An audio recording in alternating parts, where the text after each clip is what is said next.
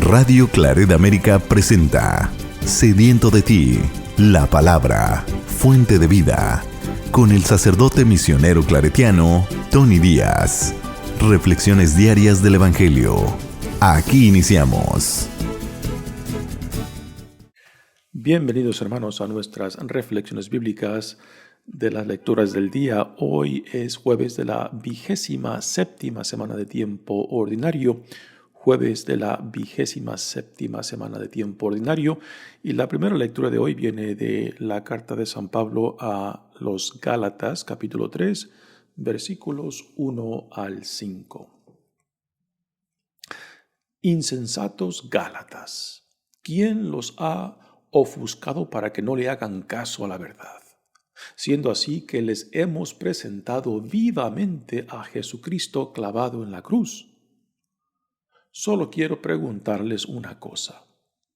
¿Han recibido el Espíritu Santo por haber hecho lo que manda la ley de Moisés o por haber creído en el Evangelio?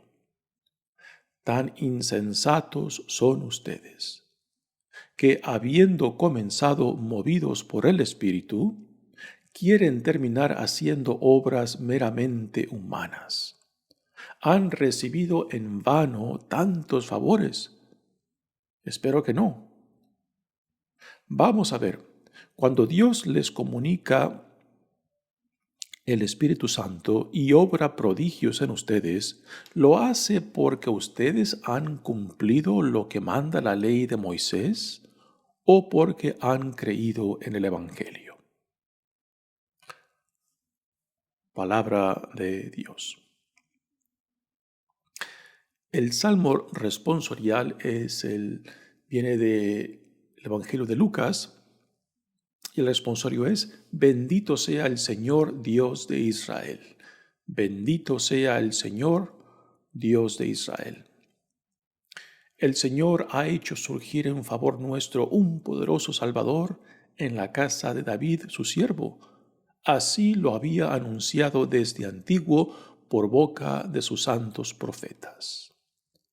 Anunció que nos salvaría de nuestros enemigos y de las manos de los que nos aborrecen, para mostrar su misericordia a nuestros padres y a acordarse de su santa alianza. El Señor juró a nuestro padre Abraham concedernos que, libres ya de nuestros enemigos, los sirvamos sin temor, en santidad y justicia, delante de Él todos los días de nuestra vida. Bendito sea el Señor, Dios de Israel. El Evangelio de hoy viene de Lucas, capítulo 11, versículos 5 al 13. En aquel tiempo Jesús dijo a sus discípulos: Supongan que alguno de ustedes tiene un amigo que viene a medianoche a decirle: Préstame por favor 3 panes, pues un amigo mío ha venido de viaje y no tengo nada que ofrecerle.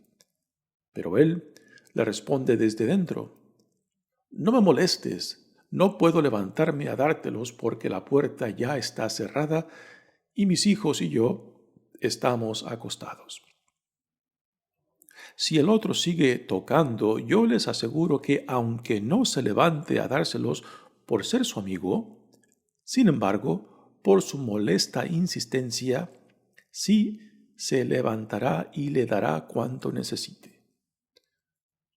Así también les digo a ustedes: pidan y se les dará, busquen y encontrarán, toquen y se les abrirá, porque quien pide recibe, quien busca encuentra, y al que toca se le abre. ¿Habrá entre ustedes algún padre que cuando su hijo le pida pan, le dé una piedra? ¿O cuando le pida pescado, le dé una víbora? ¿O cuando le pida huevo, le dé un alacrán? Pues si ustedes, que son malos, saben dar cosas buenas a sus hijos, ¿cuánto más el Padre Celestial les dará el Espíritu Santo a quienes se lo pidan. Palabra del Señor. Bueno, demos comienzo a nuestra reflexión de las lecturas del día. Nuevamente, para recordarles el contexto de esta carta de San Pablo a los Gálatas. Pablo escribe esta carta a esta comunidad en Galacia porque parece que han permitido que unos misioneros judaizantes, ¿qué es esto? Son misioneros judíos cristianos que están promoviendo que el ser buenos cristianos implica seguir la ley mosaica, lo cual Pablo contradice, puesto que la salvación y la justificación no viene por medio del cumplimiento de la ley mosaica, sino por la fe en Cristo. Y este es un tema fundamental del Evangelio y de la predicación que Pablo ha compartido con los hermanos de Galacia. Pues aquí ya en esta lectura de hoy, ya Pablo llega a un punto en el cual se manifiesta la gran frustración cuando dice insensatos Gálatas, ¿no? Prácticamente dice bola de tontos, ¿eh? ¿Qué les pasa? ¿Quién los ha ofuscado para que le hagan caso a la verdad? Siendo así que les hemos presentado vivamente a Jesucristo clavado en la cruz.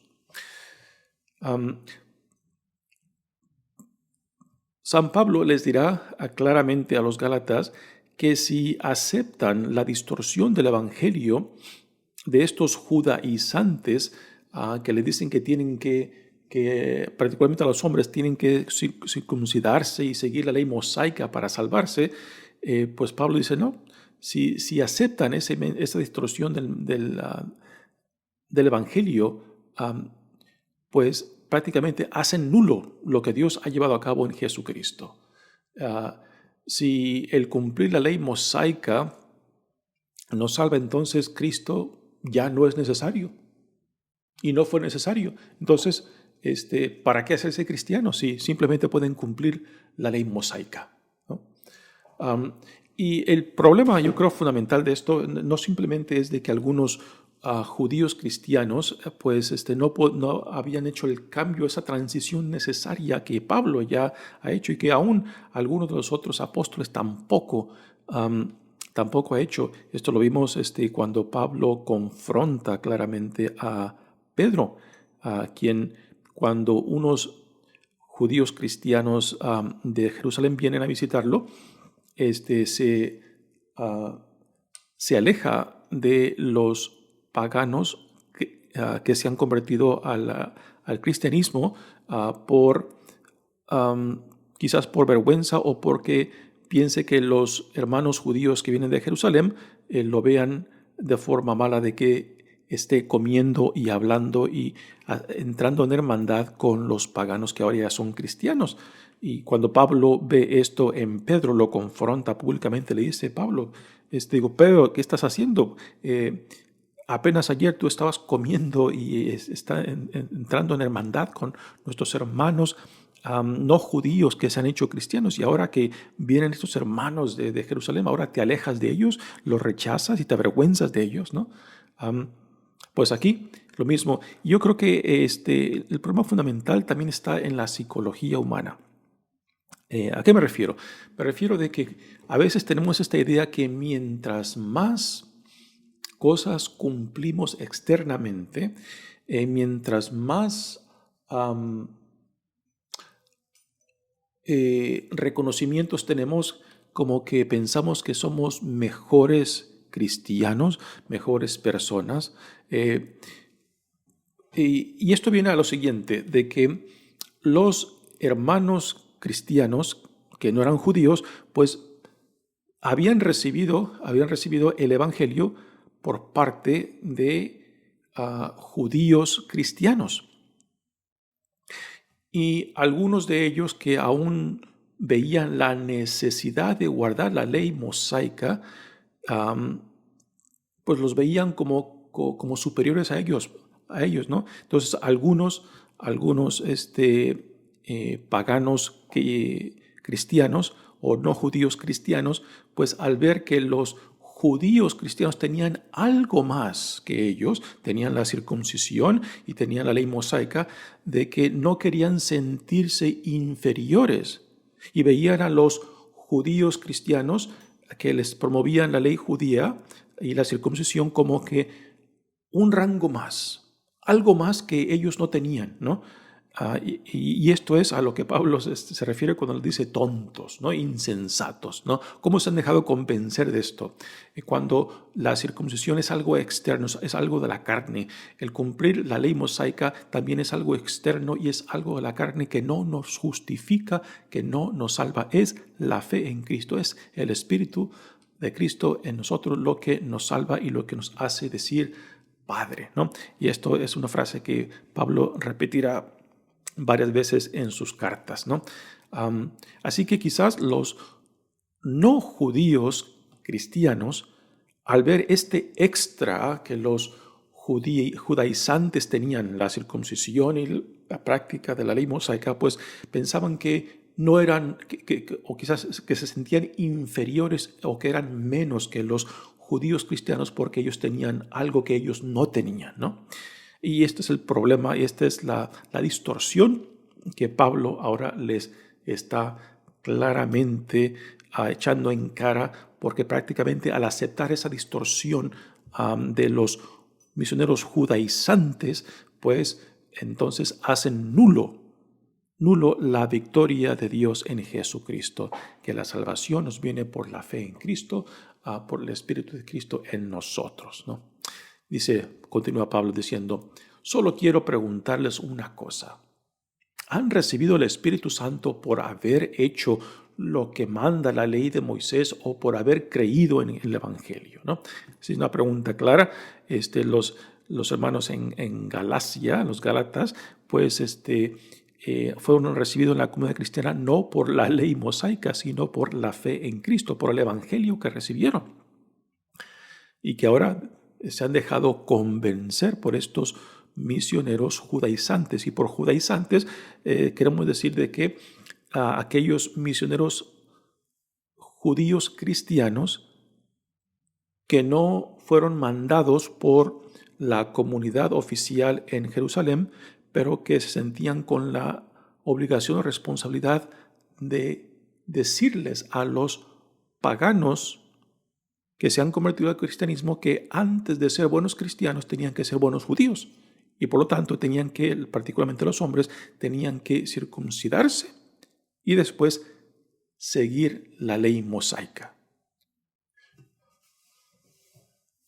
Después dice Pablo, tan insensatos son ustedes que habiendo comenzado movidos por el Espíritu, quieren terminar haciendo obras meramente humanas. ¿Y cuáles son las obras meramente humanas? La circuncisión y la práctica de la ley mosaica, que son los judíos hasta aún hoy en día tienen por encima de 130 reglamentos, leyes o mandamientos que son llamados a cumplir cuando aceptan la alianza que Dios le dio al pueblo judío. Y la mentalidad del judío de que el que cumplía fielmente todas estas reglas pues era visto como ciudadano del pueblo de Dios. Y esto es a lo que Pablo se refiere de que son las cosas externas, las obras de la carne, la circuncisión y la práctica de la ley, que tiene que ver con todas las prácticas y tradiciones que van desde la dieta, que van desde el lavado de manos y pies, que van también tiene que ver con la separación entre judíos y no judíos, y hay todo, repito, son por encima de 630 leyes, normas, mandamientos que tenían que cumplir, y esto es precisamente lo que Pablo dice, la ley no nos salva, sino simplemente nos acusa.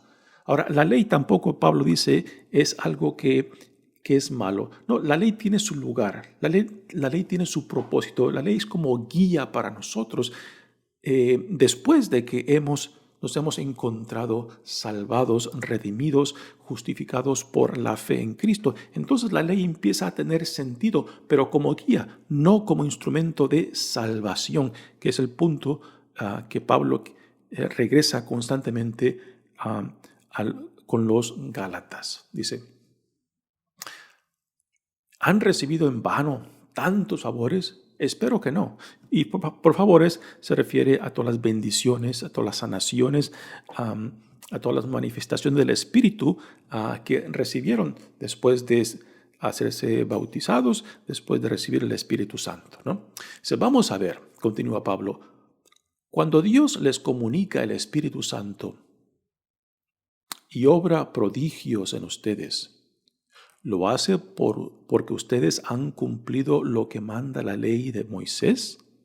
¿O porque han creído en el Evangelio? Y nuevamente esta pregunta queda en claro la falsedad de lo que no solamente estos judaizantes les han predicado y que ahora algunos de la comunidad de Gálatas pues han creído. Y que al aceptar esta distorsión del Evangelio que recibieron de Pablo y otros hermanos, repito, están haciendo nulo la victoria que Dios ha llevado a cabo en la muerte y resurrección de Jesucristo. Otro punto muy interesante que yo creo que esta primera lectura de Pablo a los Gálatas también nos reta hoy en día es porque este problema de los Gálatas también lo encontramos hoy en día cuando reducimos la fe cristiana a obras. ¿Y a qué me refiero en esto? De que a veces pensamos de que el simplemente cumplir cosas externas, que el de ir a misa, que el rezar rosarios, que el de rezar novenas, externamente, que esto ya cumple con nuestra obligación o relación con Dios. Y no, Pablo nos dirá, en el fondo, todas nuestras prácticas religiosas y devociones tienen que llevarnos a una intimidad y confianza en Dios Padre para que esta relación con Dios también nos lleve a una relación con el prójimo, ¿no?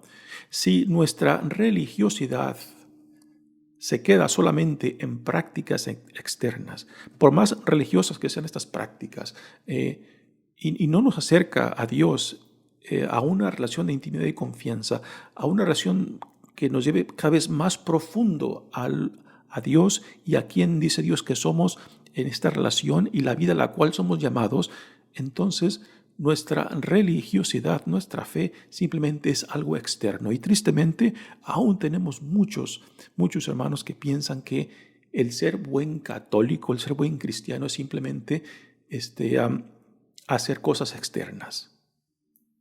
Y no, en el fondo la religión es una relación de intimidad y confianza con Dios Padre que nos lleva después a la hermandad con el prójimo. Y si todo lo que hacemos religiosamente no nos está acercando a Dios y al prójimo, entonces algo falla.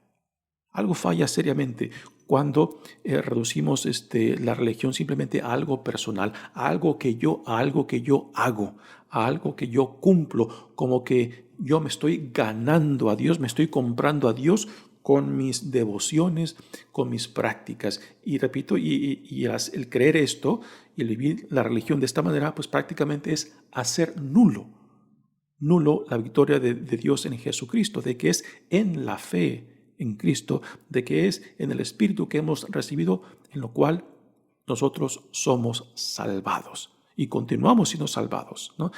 Las prácticas religiosas, las devociones, las novenas son buenas y muy recomendadas, pero como expresión de esto fundamental que Dios ha llevado a cabo en Jesucristo y la relación de intimidad y confianza a la cual Dios nos llama. En nuestras acciones, en nuestras devociones, no nos salvan. Son buenas, como expresión de lo que Dios ya ha llevado a cabo. Así que no confundamos las cosas, es lo que Pablo nos diría a nosotros aún hoy en día, cuando reducimos nuestra religión simplemente a obras externas, a prácticas o devociones sin ninguna relación de intimidad y confianza tanto con Dios, con Jesús, en el Espíritu Santo, y que nos tiene que llevar también a nuestra relación con el prójimo. Muy bien, pasemos ahora al Evangelio de hoy. Y el contexto, pues, que de este Evangelio es la insistencia en la oración, la perseverancia en la oración. Ya ayer o antier escuchamos de que los discípulos le pidieron a Jesús que les enseñara a orar. Y Jesús les enseña el Padre Nuestro. Pues este Evangelio de hoy es una continuación de esa enseñanza de Jesús en torno a la oración. Y aquí en este Evangelio, pues Jesús dice que sean insistentes y que perseveren en la oración. Y este Evangelio, pues, es una enseñanza muy, muy buena acerca de qué es la oración, pero a la misma vez también nos deja bien claro que muchos de nosotros tenemos ideas muy, muy vagas y aún muy distorsionadas de lo que es la oración. Dice el Evangelio: en aquel tiempo Jesús dijo a sus discípulos: supongan que alguno de ustedes tiene un amigo que viene a medianoche a decirle: préstame por favor 3 panes, pues un amigo mío ha venido de viaje y no tengo nada que ofrecerle. Pues aquí Jesús nos presenta este tipo de parábola en la cual un residente del pueblo es visitado por un amigo y le llega a medianoche, ¿no? Pues considerando de que la tierra de Israel pues es prácticamente desierto, ¿no? De que la gente viaje de noche en vez de día porque la noche es más fresca y el día pues caminar bajo el sol pues es muy agotador. Así que el amigo llega de viaje a la casa de este otro amigo a medianoche. Y en el Medio Oriente la hospitalidad es algo sagrado. Tristemente en Occidente, en el mundo nuestro, hemos perdido ya esta noción de la hospitalidad, en la cual pues hemos de recibir a los que nos visitan con un sentido sagrado y ofrecerles no solamente un techo, sino también hospitalidad, haciéndolos parte de nuestra familia. Y este es el sentido de la hospitalidad aún hoy en día en el mundo del Medio Oriente, en el cual cuando uno aloja a un visitante en su casa, prácticamente se hace responsable de la seguridad de aquel que lo visita. Aun si tú recibes a tu enemigo en tu propia casa, tú te haces responsable de la seguridad, y tu casa pues es protección aún de tu enemigo bajo tu techo, ¿no? Tan sagrado es la hospitalidad aún hoy en día en el Medio Oriente. Así que le llega a este amigo a medianoche, pues, y la obligación, el deber de la hospitalidad lo lleva no solamente a recibirlo a medianoche, sino que a proveerle alimento, pues ha venido caminando, ¿no? Y por eso este otro va con el otro vecino para pedirle pan, porque tiene que no solamente recibirlo, sino también alimentarlo. Es parte del sentido de hospitalidad. ¿Sí? Ahora, pero él le dice, pero el de dentro le responde: no me molestes, no puedo levantarme a dártelos porque la puerta ya está cerrada y mis hijos y yo estamos acostados, ¿no? Así que el de dentro, también ya acostado con su familia, pues le dicen: es muy tarde, déjame en paz, ¿no? Estamos dormidos, ¿no? Y ahora aquí viene la enseñanza de Jesús.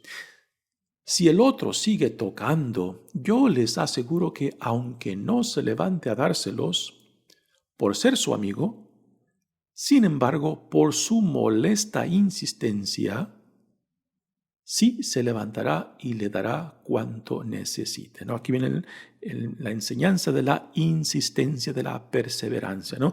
Si el de adentro no se lo da por su amistad, se lo dará porque el otro le insiste, ¿no? Así que con esta historia Jesús nos dice que seamos perseverantes en nuestra oración. Pero la pregunta es: ¿perseverante en qué? ¿Por qué o para qué? para convencer a Dios? No, si Dios ya sabe lo que necesitamos, entonces, ¿para qué es la persistencia? ¿Para convencer a Dios? ¿Para beneficio de Dios o para beneficio nuestro? Y la respuesta es, la perseverancia, aún en la oración, es para beneficio nuestro, no para beneficio de Dios, ¿no? Y ahora después vendrá el punto del ¿para qué, para qué la perseverancia, ¿no? ¿En qué debemos de perseverar? ¿Simplemente en lo que yo quiero, en lo que yo deseo o en lo que yo necesito? Y tristemente muchas veces gastamos mucha energía, mucho palabrerío en pedirle a Dios lo que necesitamos, lo que buscamos, lo que deseamos, lo que quiero y no lo que necesitamos. Entre lo que uno quiere y desea y lo que uno necesita, hay una gran diferencia. Lo que uno necesita en verdad son muy pocas cosas, pero lo que uno quiere, lo que uno desea es un barril sin fondo. Y en esto, aquí, lo siguiente, Jesús nos enseñará cuando dice, así también les digo a ustedes, pidan y se les dará, busquen y encontrarán, toquen y se les abrirá, porque quien pide, recibe, quien busca, encuentra, al que toca se le abre. Si yo le insisto a Dios que me ayude a ganar la lotería, si yo le insisto a Dios que me ayude a que yo tenga una casa más grande, ¿es esto a lo que Jesús se refiere? No precisamente no es esto a lo que Jesús se refiere, de insistir y de perseverar simplemente para querer cansar a Dios, para querer convencer a Dios, ¿no? También tenemos otra noción de la oración, por ejemplo, cuando gente dice, oye, te recomiendo esta oración porque es muy poderosa, ¿no? De que si tú la rezas con fidelidad, gracia segura que Dios te dará, ¿no? Y cuando dicen esto, mucha gente, pues prácticamente están haciendo de ese tipo de oración, algo, una superstición. Y cuando hemos reducido la oración simplemente a algo mágico, a una superstición, algo que yo hago o digo para convencer a Dios, pues sinceramente ya hemos distorsionado el sentido de lo que es la oración. Y aquí al final de este evangelio Jesús nos deja claro cuál es el propósito de la perseverancia y de la insistencia. Nos dice Jesús, ¿habrá entre ustedes algún padre que cuando su hijo le pida pan le dé una piedra? ¿O cuando le pida pescado le dé una víbora? ¿O cuando le pida huevo le dé un alacrán? O sea, Jesús aquí pone estas comparaciones. Si nosotros, que somos malos, diría Jesús, malos en comparación de la bondad, de la generosidad, de lo bueno de Dios. ¿Okay? No, Jesús no nos quiere echar encima tierra diciendo que somos terribles, que somos malos, maliciosos. No. Simplemente es en comparación de Dios. Si nosotros, siendo lo que somos, a pesar de nuestros pecados y nuestra necesidad de salvación, podemos hacer cosas buenas, dar cosas buenas, ¿qué más generoso es nuestro Padre que desea nuestro bien? Este es el punto de Jesús. Y ahora aquí viene la clave de este evangelio cuando dice, pues si ustedes que son malos saben dar cosas buenas a sus hijos, cuánto más el Padre Celestial les dará el Espíritu Santo a quienes se lo pidan. Y la clave de este evangelio está aquí. El Padre Celestial les dará el Espíritu Santo a quienes se lo pidan. Así que la insistencia, la perseverancia en la oración tiene que ver con adquirir el Espíritu de Cristo para nosotros, de que lo que más debemos de desear, en lo que más debemos de perseverar es de asemejarnos al Espíritu de Jesucristo, porque de este Espíritu que nace de la relación de Jesús con Dios Padre, es de donde brota la misma vida de Jesús. Así que Pablo nos quiere decir, Jesús nos quiere decir en este evangelio que tenemos que asemejarnos al Espíritu de Jesús mismo, que la vida que Jesús modela es la vida que brota de su relación con Dios Padre. Y lo que anima a Jesús es el Espíritu de Dios en él, el Espíritu que le da no solamente la sabiduría, también le da el poder y la autoridad de ser lo que es y proclamar lo que proclama, y la manifestación del Espíritu en el expulsar de demonios, por ejemplo, ¿no?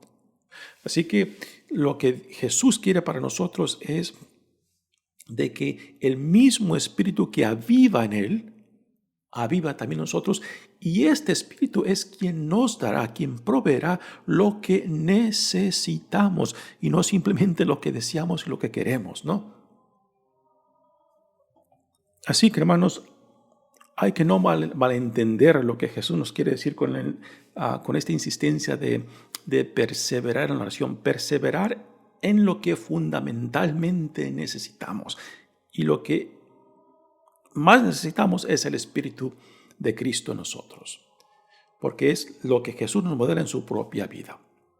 Pues muy buen mensaje para nosotros hoy en día para entender la necesidad de la insistencia y no reducir la oración simplemente a esta idea de querer convencer a Dios como si Dios no supiera lo que uno necesita, o pensar de que las oraciones son algo mágico, lo cual reduce la oración a la superstición. Cuando alguien te dice que esta oración es muy poderosa, ¿no? Como si fuera algo mágico. Y no es eso. Si todo lo que hacemos religiosamente, tanto en sacramentos, devociones, prácticas religiosas, no nos acerca más a Dios, a Cristo y al prójimo, entonces algo seriamente está fallando en cómo entendemos y cómo vivimos nuestra fe.